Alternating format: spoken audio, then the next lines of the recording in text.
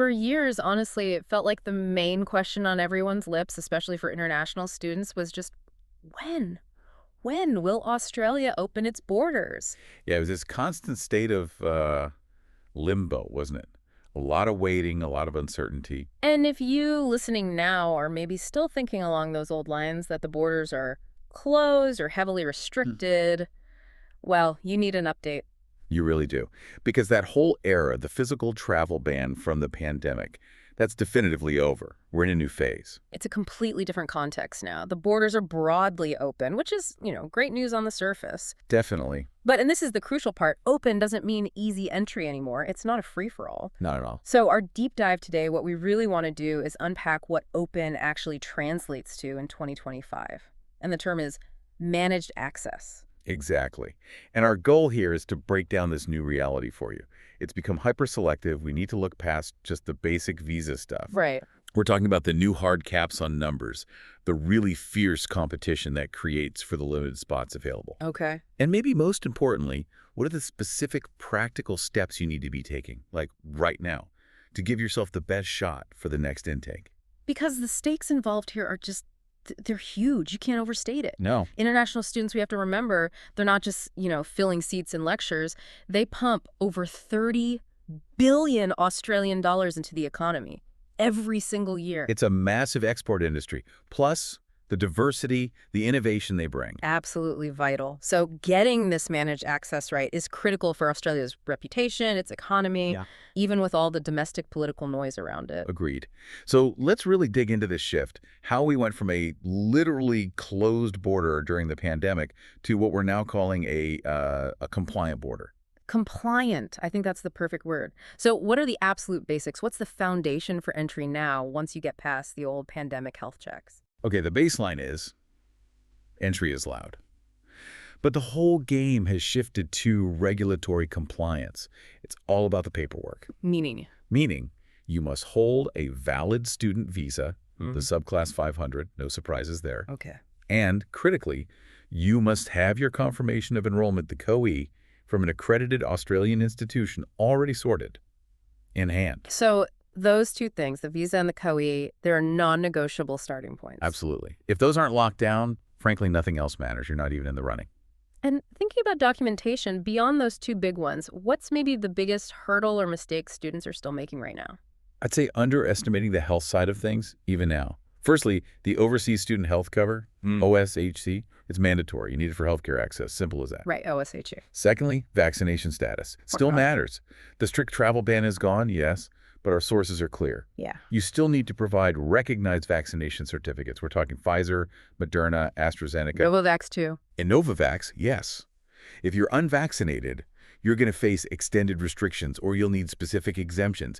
And that just slows everything down, adds complexity. It's interesting, though, looking back at the source materials, how the government sort of pivoted during the worst of the pandemic fallout.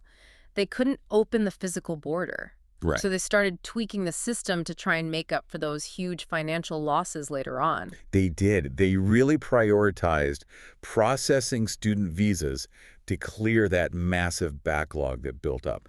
That was key. Okay. They also actively supported blended learning on, start online overseas, then come finish on campus. That flexible approach. And crucially, they brought in those temporary extensions to work rights for students already here or arriving. That was a very clear signal. A signal saying, we desperately want you back and we'll make the system a bit easier to help that happen. It was about managing the pressure points back then. Okay, let's pivot now to the really big strategic shift, because this is where the story completely changes for 2025. The main restriction isn't about health protocols anymore. No, it's not. It's about strategic migration management, controlling the numbers. Precisely. So when we say open borders in the current context, what we actually mean is quotas, approvals, limits. So the door isn't locked shut like it was. Correct. But there's a strict limit, a hard cap on how many new people they're actually letting through that door. That's the new reality. And the scale, the demand they're trying to manage or maybe restrict is kind of staggering. Let's get into the numbers. Yeah, the figures are stark. By the end of the 2024 financial year, the international student population hit a record, over 600,000 visa holders. 608,262 to be exact. Just think about that. That's enormous pent-up demand flooding the system as soon as travel was possible. And that huge wave of demand is now hitting, well, what sounds like a bit of a brick wall for 2025. It really is. Yeah. They've introduced a cap on new international student commencements for the next intake. It's set at roughly 270,000 places. Wait, 270,000 new places compared to over 600,000 current visa holders? Yes, it's a dramatic cutback. It's explicitly designed to halt that rapid growth we saw. That's less than half the current population allowed in as new students. What about looking further ahead, like 2026? Is this temporary, or are they planning to ease up? The planning figures for 2026 suggest only a very modest, controlled increase. They're targeting around 295,000 places. So still way below the recent peaks. Oh, absolutely. The message is crystal clear. The era of essentially unlimited growth in student intake, that's over. Done. Can we break down where those roughly 270,000 spots for 2025 are actually going? Is it across the board? There's a definite hierarchy. Public universities are getting the largest chunk, around 145,000 places. Okay, the unis. Then the vocational education and training sector, VET, gets about 95,000. Still significant. And then other higher education providers, the smaller or private ones, they get the remainder, roughly 30,000 places. So this quota system, this hard cap, it directly creates intense selectivity, right? Fierce competition. Exactly. This huge gap between the demand, potentially hundreds of thousands more wanting to come, and the limited supply of places creates what we've identified from the sources as 6 main bottlenecks. 6 bottlenecks making it tough, even with technically open borders. Let's hear them. Okay, number 1 is obvious. Yeah. The quotas and caps themselves, that hard limit of 270,000, it's a fundamental barrier. Right. Which immediately leads to bottleneck number 2, visa and entry tightening. Both the institutions and the Department of Home Affairs are inevitably going to prioritize only the very strongest applications. They have to. Makes sense. More scrutiny. And you mentioned the financial side earlier. That's another pressure point. Absolutely. Bottleneck number 3, rising costs. It's not just tuition. We've seen hikes in visa application fees, plus the cost of living in Australian cities is just climbing and climbing. So Australia is just becoming a more expensive place to choose to study. Significantly more expensive. It acts as a financial barrier, even if you meet the academic requirements. And domestically within Australia, what's the impact of having had such high volumes recently? That must be fueling the political drive for these caps. That's bottleneck 4. Housing and infrastructure strain. It's undeniable. The major cities are struggling to absorb the sheer volume of people, leading to critical accommodation shortages for students and locals alike. A huge political issue. A massive one. And linked to that is bottleneck 5, regulatory concerns. The government is really cracking down now, scrutinizing institutions they suspect might be enrolling students more for migration outcomes than for genuine high-quality study, the ghost college problem. Trying to ensure the integrity of the system. Right, and if Australia makes it too hard or too expensive or too uncertain... Then you hit bottleneck number 6, global competition. Exactly. That's the external pressure. Analysts are already sounding the alarm. If Australia tightens the screws too much, students will just pivot. They'll look at Canada, the UK, maybe the US or parts of Europe. These countries actively compete for international students and adjust their policies to attract them. So is the Australian government kind of creating its own problem here, risking billions in revenue just to ease, say, the housing market pressure? How do they square that circle? Well, from their perspective, it's likely seen as a necessary political calculation. Managing voter concerns about housing, wages, infrastructure, that often takes precedence. Right. But for you, the individual student listening, the message is unavoidable. Getting in now is all about preparation. Proactive, early preparation. Okay, so that brings us to the crucial part. What should a student, knowing all this, actually do right now? Let's make this an action plan. How do you secure one of those limited 2025 spots? All right, action plan. The absolute key word, I'll say again, is early. Start everything early. Like the visa. Definitely. Start your visa application as soon as you possibly can. Processing times can be really unpredictable, very variable. Don't wait. Okay, visa early. What else? Get your English language qualifications sorted well in advance. IELTS, TOEFL, whatever you need. Have that ready. Makes sense. And because of these quotas, applying to just one university or college, that's probably not strategic anymore. So hedge your bets. Exactly. Apply to multiple providers. Diversify your options. This is where we're seeing the real difference now between students who get an offer and those who miss out. It increases your chances. We saw examples of this in the source material, right? Students who actually navigated this complex reopening phase successfully. We did. Their stories are really instructive. They succeeded precisely because they didn't just wait passively. They were prepared. Like Divya, studying nursing. Yes, Divya.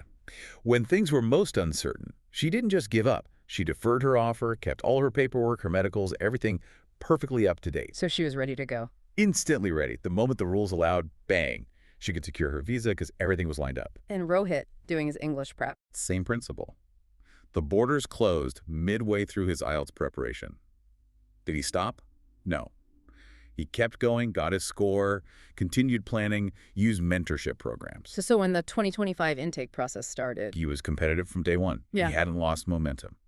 That level of preparedness is what's needed now. Okay, preparedness is key. What about that domestic bottleneck you mentioned, housing? What can students do about that? You have to tackle it head-on and early.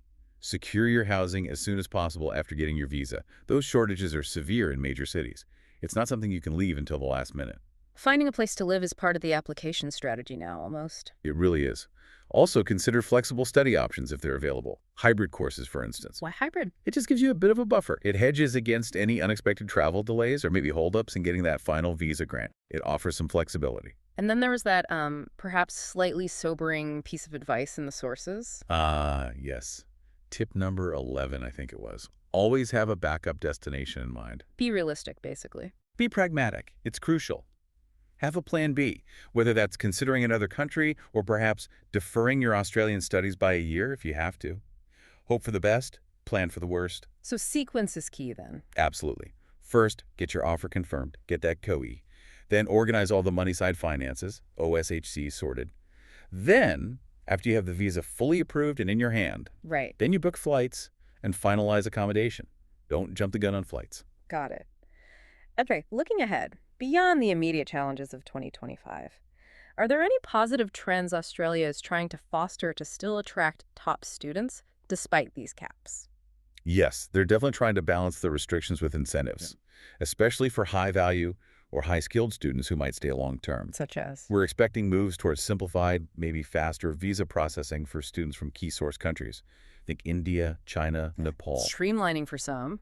And perhaps more significantly, there's a strong policy push towards expanding post-study work rights. Right. But targeted expansion. Targeted how? Especially for graduates in fields where Australia has critical skill shortages. Healthcare is a big one. IT, engineering. So aligning study choices with economic needs gives you a potential advantage later. It's a clear signal, yes. It offers a tangible long-term benefit for choosing those fields, making the initial hurdles potentially more worthwhile for some students. And are the universities themselves doing anything to help students cope with this tougher environment? It's more expensive, more competitive. They really are stepping up, it seems. We're seeing a noticeable increase in new student support programs being rolled out by universities. What kind of support? A lot of focus on mental health services, acknowledging the stress students are under, and also more comprehensive financial aid advice and emergency support services. So the institutions recognize the pressure. They have to. They know their students are facing intense academic and financial pressures, probably more than ever before. Yeah. So they're adapting their support structures to try and help students navigate it all. This whole policy shift, though, it clearly creates winners and losers and a lot of tension. Let's touch on that conflict between the economic side, that huge AUD 30 billion sector, and the very real infrastructure strain people are feeling in cities like Sydney and Melbourne. Oh, the debate is incredibly sharp right now. You've got very critical viewpoints, like senior fellow Kevin Yu, for instance, who's quoted arguing that the current intake levels are simply out of control. Out of control. Strong words. Yes, arguing it's directly hitting housing availability, putting pressure on services, and impacting overall migration numbers negatively. So the argument from that side is basically the economic benefit, even $30 billion, isn't worth the social cost and the political heat domestically. That's the essence of it, yes. Yeah. If the strain on housing, maybe suppressing local wages in some sectors, outweighs the export dollars earned primarily by the education sector itself. But the industry must be pushing back hard. Fiercely. You hear voices from across the education industry emphasizing its massive importance as an export earner, second only to mining, I believe. Their argument is for better management, things like infrastructure investment, better planning rather than just crude restriction through caps. They warn that blunt caps will damage the sector's reputation globally and push students away for good. And that brings us back to the external risk, the global competition. Exactly. Analysts consistently warn. If these policies feel too restrictive, too unwelcoming, students like Prajwal, who we saw succeeded through sheer proactive planning, they won't wait around. They'll just choose Canada or the UK or somewhere else perceived as more open or stable. So those success stories like Prajwal, Divya, Rohit, they aren't just anecdotes anymore. They're basically case studies in the new required approach. Absolutely. They prove this isn't about passively waiting for a border to physically open anymore.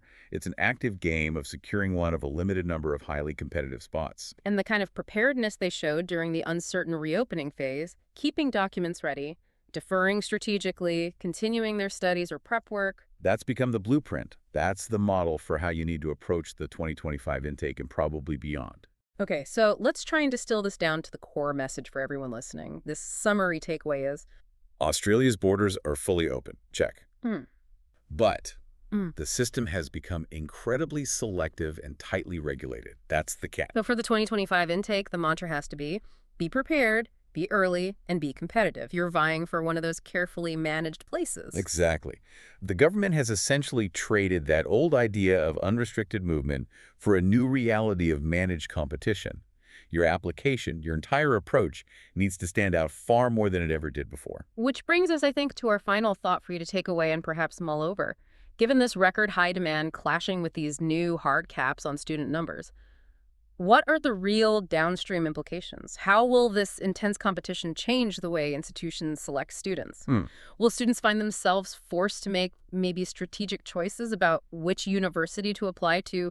Perhaps not their ideal choice, but one where they perceive a better chance of getting one of those limited spots. A pragmatic choice over an ideal one. Yeah. And which standards do we think will rise faster as institutions become more selective?